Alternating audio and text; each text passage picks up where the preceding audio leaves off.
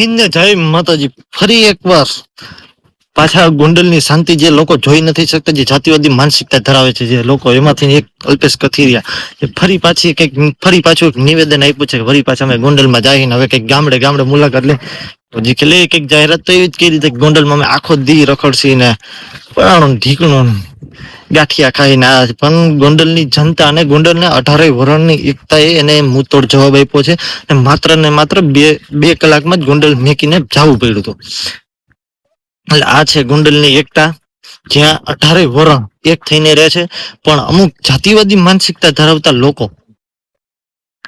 જે ગોંડલની એકતા જોઈ નથી શકતા, એને ગોંડલને મિર્ઝાપુર તરીકે ગણાવતા હોય છે. અને જો કે એનો કોઈ ઈલાજ નથી. જાતિવાદી માનસિકતા જે ધરાવતો હોય ને એનો કોઈ ઈલાજ નથી.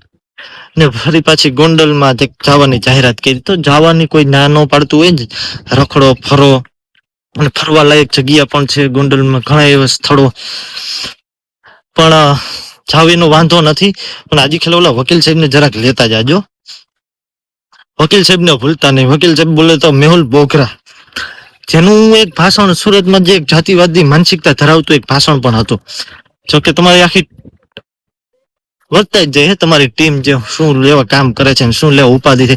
કે જયારે ગોંડલ અને ગોંડલની જનતાને જરૂર હતી ને, ત્યારે અડધી રાતનો હોકારો, એટલે કે ગણેશભાઈ ગોંડલ ઉભા રહે છે. અને જયારે અને ગુજરાતના અમુક જ એવા એમએલએ છે જેને કીધેલું હોય, ગુજરાતમાં અમુક જ એવા એમએલએ છે કે એને કીધેલું હોય કે રાતે 12 વાગે કે ગમે તે રાતે 12 વાગે કે 2 વાગે પણ જરૂર પડે ને તો પણ અમારા ઘરના દરવાજા ખુલ્લા છે. અને એને જાહેરમાં એના નંબર પણ આપેલા છે કે ગમે અત્યારે જરૂર પડે તો ફોન કરજો. આ છે એમએલએ.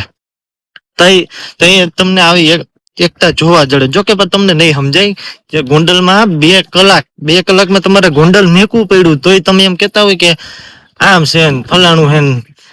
તમે જાતિવાદી માનસિકતા તમારી, જો કે એનો કોઈ ઈલાજ જ નથી કે તમને એ એકતા નહીં દેખાય. તમે તો તમારી કકો કૂટા રાખશો કે દુખે પેટમાં કૂટે માથું ને એવું બધું છે.